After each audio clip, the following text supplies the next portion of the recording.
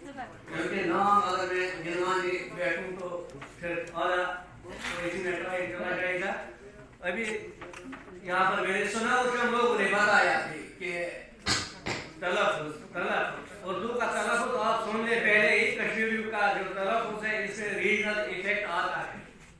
یعنی جو ہماری زبان ہے چاہے ہم دہلی میں پیپر پریزنٹ کریں یا بات کریں, کسی شاعر نے کیا خوب کہا ہے, تم تلفظ کی بات کرتے ہو, تم تلفظ کی بات کرتے ہو, میں نے الفاظ مرتے دیکھے ہیں. تم تلفظ کی بات کرتے ہو, میں نے الفاظ مرتے دیکھے ہیں. زندہ الفاظ رہتے ہیں. اگر کسی کی تحریر میں, کسی کے مضمون میں, کسی کی کتاب میں الفاظ زندہ ہے تو زندہ رہیں گے. تقریر تو آتی جاتی رہتی ہے. سبھی سامعین اور اپنے اس مضمون کے حوالے سے پہلے اعجاز رحمانی صاحب کا یہ شعر اور خصوصاً صاحب کتاب کی نظر ابھی نوجوان ہے. ابھی پاؤں کے چھالے نہ دیکھو, ابھی پاؤں کے چھالے نہ دیکھو, ابھی یارو سفر کی ابتدا ہے. ہمیں چاہیے کہ جو بھی نوجوان چاہے کشمیری میں لکھے, چاہے اردو میں, چاہے انگریزی میں, حتیٰ کہ اگر کوئی ہندی بھی جانتا ہے, کم از کم پہلے سب سے پہلے اس کی حوصلہ افزائی کرنی چاہیے کہ اس میں لکھنے کی صلاحیت ہے. اپنے مشاہدات, اپنے خیالات, اپنے تجربات کو عوام کے سامنے, قارئین کے سامنے, سامعین کے سامنے لانے کی صلاحیت ہے. تو اب آتے ہیں کتاب بستی بستی جنگل جنگل. کتنا خوبصورت نام ہے, افسانوی نام ہے, تخلیقی نام ہے. بستی بستی جنگل جنگل. ایک دانا سے کسی نے سوال کیا کہ شعور اور شور میں کیا فرق ہے. دانا نے جواب دیا صرف عین کا. شعور اور شور میں فرق. سائل نے پوچھا کہ حضرت عین سے کیا مراد ہے. دانا نے کہا عین سے مراد علم, عقل اور عمل ہے. علم, عقل اور عمل سے بات کرو گے تو شعور کہلائے گا, ورنہ صرف شعور, ورنہ صرف شعور. تو جب کسی ادیب یا شاعر کی کتاب شائع ہوتی ہے تو اس میں علم, عقل اور عمل کا اپنا اپنا کردار ہوتا ہے, کیونکہ یہ تینوں چیزیں ایک کتاب لکھنے کے لیے ضروری ہوتی ہے.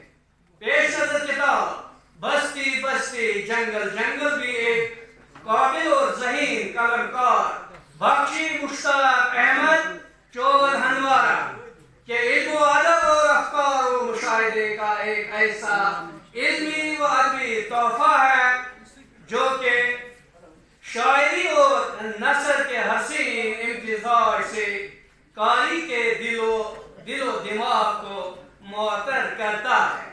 کہا جاتا ہے شاعری کا تعلق دل سے ہے اور نثر کا دماغ سے. تو جس کتاب میں یہ دونوں چیزیں موجود ہوں گی وہ دل و دماغ کو ضرور محکائے گی.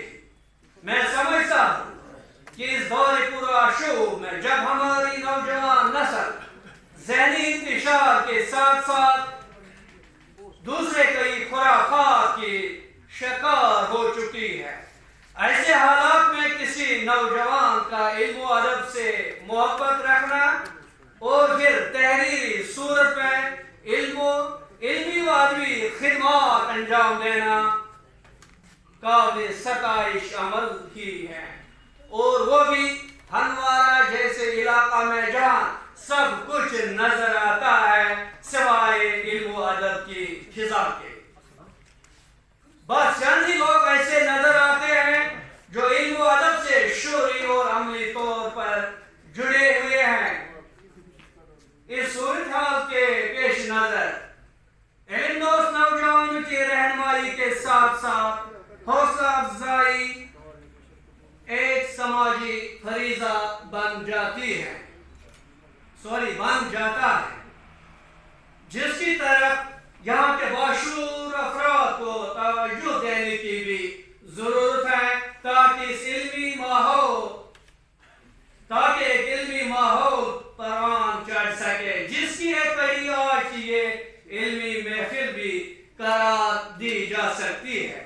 ایسے ہی توجہ طلب امور سے متعلق حکیم علامہ علامہ اقبال اپنے کلام میں کئی جگہ فرماتے ہیں، جیسے کبھی اے نوجوان مسلم تدبر بھی کیا تو نے، کبھی اے نوجوان مسلم تدبر بھی کیا تو نے، وہ کیا گردوں تھا تو جس کا ہے ٹوٹا ہوا تارا، تجھے اس قوم نے پالا ہے آغوش محبت میں، کچل ڈالا تھا جس نے پاؤں میں تاج سر دارا۔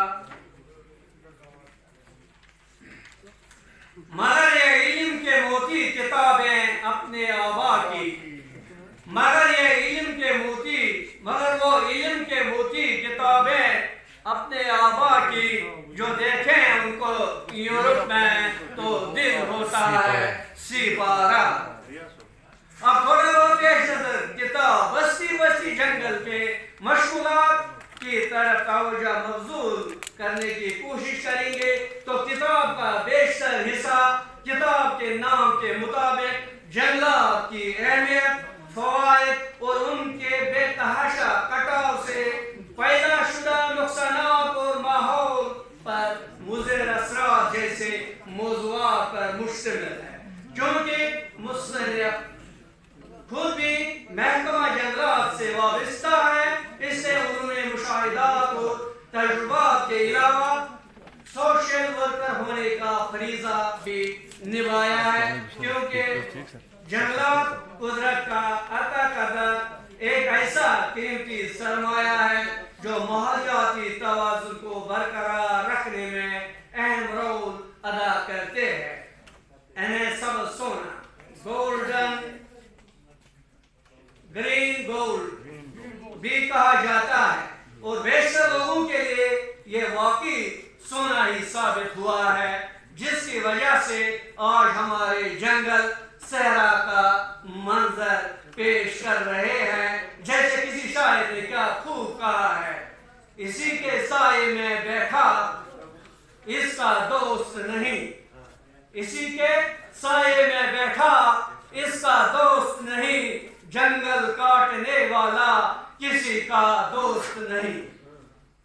چونکہ کتاب کا مرکزی موضوع جنگلات ہے اور کتاب کے بیشتر مضامین جنگلات اور درختوں کی اہمیت، افادیت اور ضرورت کو ہی موضوع گفتگو بناتے ہیں، اس سے پہلے ایک سرسری نظر مرکزی مضامین پر دوڑائیں گے، جن میں چند کے عنوانات کچھ یوں ہیں: درخت کی اہمیت، جنگل اور محکمہ جنگلات، کشمیر کی خوبصورتی، درختوں میں مضمر، یہ جنگل ہمارے اپنے ہیں، جنگلوں کی افادیت سے بے خبر عوام، سمجھا ہے جنہوں نے جنگلات کو مال غنیمت، جنگلات کے محافظ مجھے لوٹا میرے عرق والوں نے، جنگلات کی آگ، وجوہات اور بچاؤ، جنگلات ہمارا قومی سرمایہ وغیرہ۔ کتاب میں جنگلات اور پیڑ پودوں کی اہمیت و افادیت کو سائنسی اور سماجی نقطہ نگاہ سے واضح کیا گیا ہے کہ جہاں درختوں نے، تھوڑا میں کتاب سے ہی لیا ہے،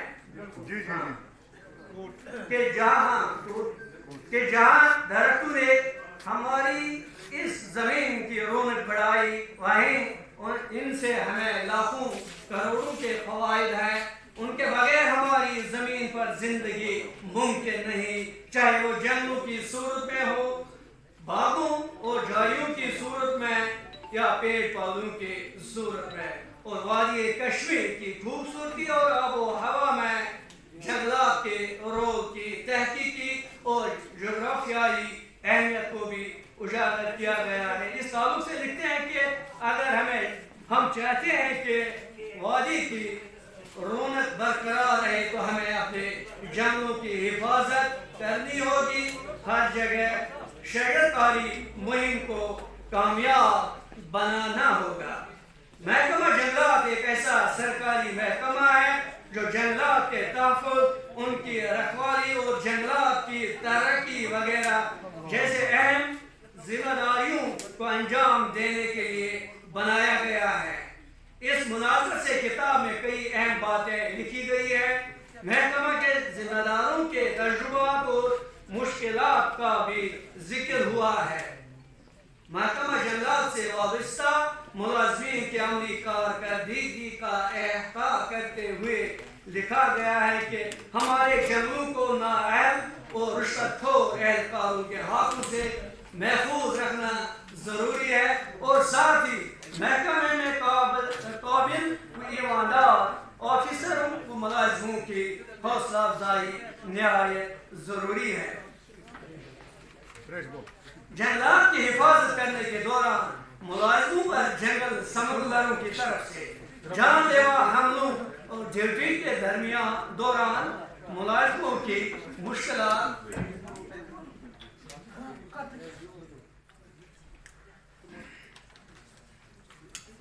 کے کئی واقعات کو بھی پیش کیا گیا ہے۔ عوام کی توجہ جنگلات کے تحفظ کی طرف مبذول کراتے ہوئے اچھی بات کہی گئی ہے کہ جنگل ہیں تو کشمیر کا وجود ہے۔ اگر ہمارے جنگل سمندروں کی نظر ہو گئی تو کشمیر کا وجود خطرے میں ہوگا۔ اس کے ساتھ ساتھ قدرت کے اس انمول سرمایہ کو دو ہاتھوں لوٹنے والوں کے لوٹ کھسوٹ پر عوام اور سرکار کی خاموشی اور حقائق سے آنکھیں چرانے کی پالیسی کو بھی موضوع گفت بحث بنایا گیا ہے۔ علاوہ ازیں سرکار اور سوشل ورکر کمیٹیوں اور اخبارات و پرنٹ اور سوشل میڈیا پر جنگلات کے بچاؤ پلان مضامین پروگراموں کی تفصیل بھی پیش ہوئی ہے۔ کتاب کا یہ حصہ قابل ستائش ہے کیونکہ اس میں جنگلات کی اہمیت اور اس کے بچاؤ سے متعلق معنی خیز گفتگو ہوئی ہے۔ کتاب کا دوسرا اہم حصہ سماج کے دوسرے موضوعات پر ہے، جس میں موسم سرما کی آمد اور غریب عوام، بچہ مزدوری، سڑک حادثات کیوں اور کیسے، عورت، گھر کا چراغ لگے شمع محفل، تمباکو نوشی، اسلام کا پیغام بنت ہوا کے نام، میڈیا پر قہرگن، درد دل کے واسطے، پیدا کیا انسان کو وغیرہ فکر انگیز مضامین ہیں۔ کتاب میں شاعری اور افسانے بھی شامل ہیں۔ اس طرح سے کتاب شعر و نثر کی ایک ایسی تصنیف ہے جو قلمکار کے تخلیقی، تحریری، مشاہداتی قابلیت اور اصلاحی فکر و سوچ اور احساسات و جذبات کی قابل داد کاوش قرار دی جا سکتی ہے۔ کتاب کی ابتدا میں غلام محمد وانی چوغل، بشیر احمد وانی بڑگام، رشید راہل مدیر اعلیٰ ایشین میل، معاشر جاوید مصروف ہریل اور اقبال افروز کلچرل اکیڈمی کے تاثرات اور مضامین بھی شامل ہیں، جن میں قلمکار بخشی مشتاق احمد کی صلاحیتوں اور تحریری کاوشوں پر حوصلہ افزا باتیں پیش ہوئی ہیں۔